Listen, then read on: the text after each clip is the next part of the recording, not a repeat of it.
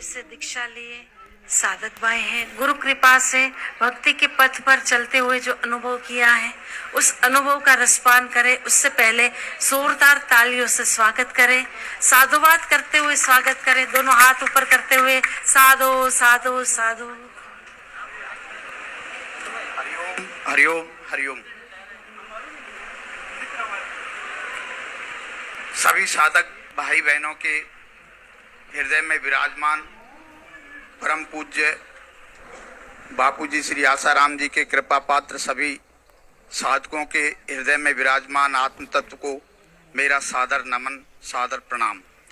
और आज बहन जी ज्योत्सना जी के मुखारविंद से और जिनके सानिध्य से हम यहाँ एकत्र हुए हैं, इस पावन धरा कोलू खेड़ा और यहाँ के साधकों को बहुत बहुत साधुवाद, बहुत बहुत धन्यवाद।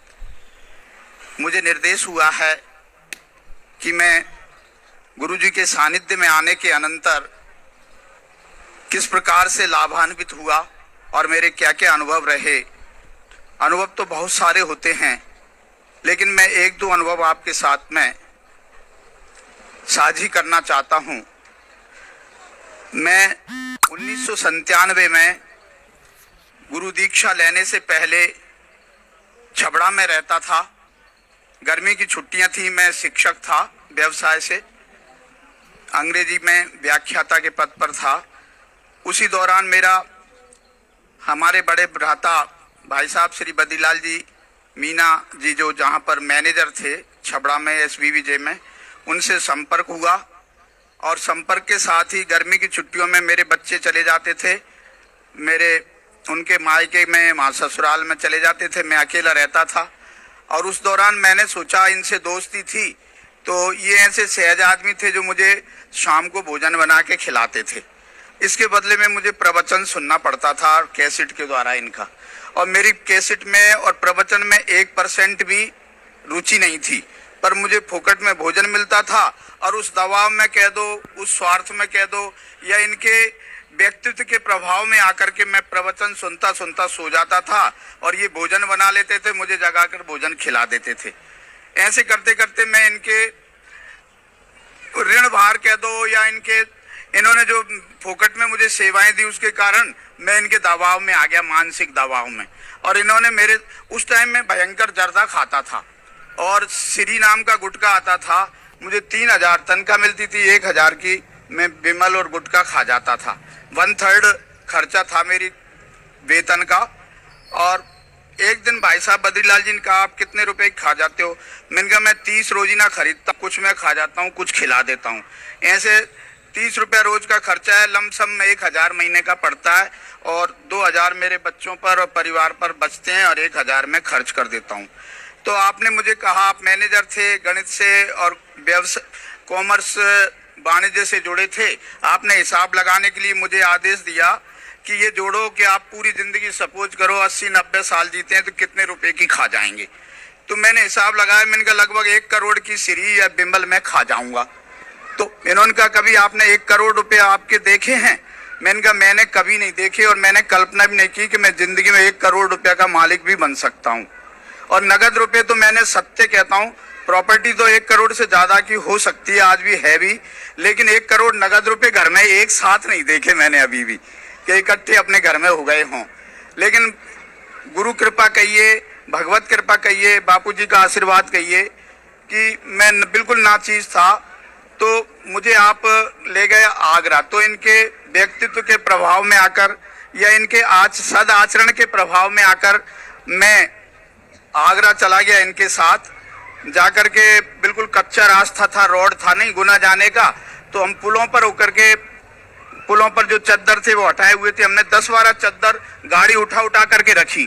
मैंने कहा, भाई साहब अगर बीच में ट्रेन आ गई, लंबा पुल है पार्वती का, तो कैसे क्रॉस होंगे? भाई साहब ने कहा कि गाड़ी को नीचे पटक देंगे, अपन इधर उधर हो जाएंगे। तो मैंने कहा, यार ये तो बहुत बड़े आदमी 25,000 की गाड़ी को यूं ही फेंकना चाह रहे हैं, और वहां जाने के लिए, आगरा जाने के लिए, मुझे ले जाने के लिए। तो संयोग से गाड़ी भी नहीं आई, और हमने 10-12 गति जो वो थे पुल के, वो उठा कर गाड़ी ले गए। हम आधा घंटा में पुल क्रॉस किया होगा, और ज्यादा ही टाइम लगा होगा। फिर हमने रुठियाई में मेरे भांजे के यहाँ गाड़ी रख के बस से हम आगरा पहुंच गए। मैं रास्ते में विमल गुटखा जैसी मेरी दिनचर्या थी, कचौरी पकौड़ी सब खाता हुआ गया और जाकर आगरा हम रात को सुबह होते होते 5 बजे पहुंच गए। बापूजी का शिविर था। आप नौकरी में थे, चूंकि शनिवार रविवार का आप उपयोग करना था, शनिवार के दिन गए हम। 2 दिन का हमें शिविर अटेंड करना था, तो मुझे कोई जानकारी नहीं थी, मैं तो इनके पीछे पीछे था। वहां जाकर मैंने बढ़िया ठप्पे से जर्दा खाया, फ्रेश हुए, नहाए धोए, प्रवचन सुना, मेरे कोई इफेक्ट नहीं हुआ। दूसरे दिन ये मेरा सामान ले आए 100-125 रुपये में पूजा का और इन्होंने दीक्षा दिलवा दी, मेरे कोई इफेक्ट नहीं हुआ, कोई असर नहीं हुआ। मैंने कहा ठीक है, इनका मन रख लो, अपने क्या जा रहा है, ये आदमी इतना खर्च कर रहे हैं, बिना बात ही कर रहे हैं, इन्हें अपन से लेना देना नहीं है और अपने रोटी और खिलाते हैं, अपन कोई ना चीज़ें, अपना एहसान भी नहीं है इनके ऊपर। तो वहां से आने के बाद फिर हम कुमराज होकर के पुलों पर होकर ने आकर के इधर से रोड होकर आए। आने के बाद उस दिन मैंने इन्होंने कहा 10 माला करना, बापूजी ने भी निर्देश दिया था 10 माला नियमित करना अपने गुरु मंत्र की।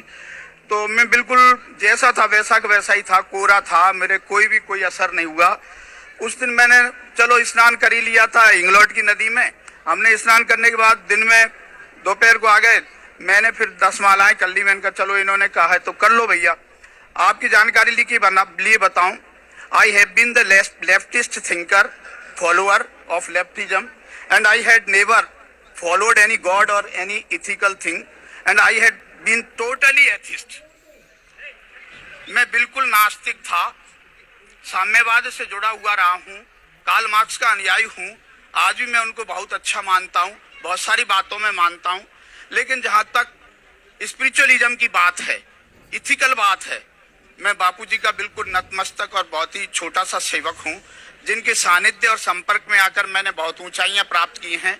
ये बिल्कुल अदृश्य शक्ति है, हमारी प्रार्थना की पुकार ऊपर जाती है और ऊपर उस महान सत्ता से टकराकर वापस हमारे पास बहुगुणा होकर हमारे पास आती है और हमें सफलता प्रदान करती है। आप सच्चे दिल से गुरु भक्ति और मंत्र को याद करें तो निश्चित रूप से आपको सफलता मिलेगी। उस दिन मैंने 10 मालाएं की, मैं बिल्कुल नास्तिक था और उसके बाद में जब मैं उस रात को सोया तो मैं सत्य रूप से बता रहा हूँ, उस रात सारी रात मेरे दिमाग में, मन मस्तिष्क में तरह तरह के रंगीन रोशनियां, रंगीन रंग और तरंगे आती रहीं और उसका मेरे दिमाग पर मैं सुबह उठा तो मैं बहुत ही प्रफुल्लित, हल्के मन मस्तिष्क से और बहुत ही प्रसन्न मुद्रा में था। और मैं इतना प्रसन्न मुद्रा में था जिसका पहले कभी मैंने अनुमान नहीं लगाया था, मैंने सोचा था। तो मैंने सोचा कि 10 मालाएं मुश्किल से 5 मिनट में करने से इतने आनंद की अनुभूति, अंतिम लक्ष्य आदमी का सुखानुभूति प्राप्त करना ही होता है, आनंदानुभूति प्राप्त करना होता है। कुछ लोग भौतिक सुविधाओं में क्षणिक आनंद को प्राप्त करते हैं, कुछ सात्विक विचारधारा में बह करके सच्चे आनंद को प्राप्त करना चाहते हैं। तो उस सद आनंद को यदि मैंने 5 मिनट की माला करने से प्राप्त किया तो मेरे दिमाग में विचार आया क्यों न इसको नियमित किया जाए। तो ऐसी कृपा रही ईश्वर की। मैं कभी बाई चांस ही जब कोई घर में मौत या कुछ हो जाता हो तब मैंने छुट्टी ली हो, पर मैं नियमित करता हूँ और इस सारा श्रेय मेरे बड़े भ्राता मैनेजर साहब बद्रीलाल जी को जाता है, जिनकी सद कृपा से मैं एक अच्छे मार्ग पर हूँ और आप सबका भाई हूँ। साधक होने के नाते, गुरु भाई होने के नाते आप सबका मैं बहुत बहुत प्रणाम करता हूँ, साधुवाद करता हूँ। माँ ज्योत्सना बहन को नमन करता हूँ और सारी साधिकाएं और सारे साधक भाई बहनों को नमन करता हूँ। बद्रीलाल जी भाई साहब को भी नमन करता हूँ।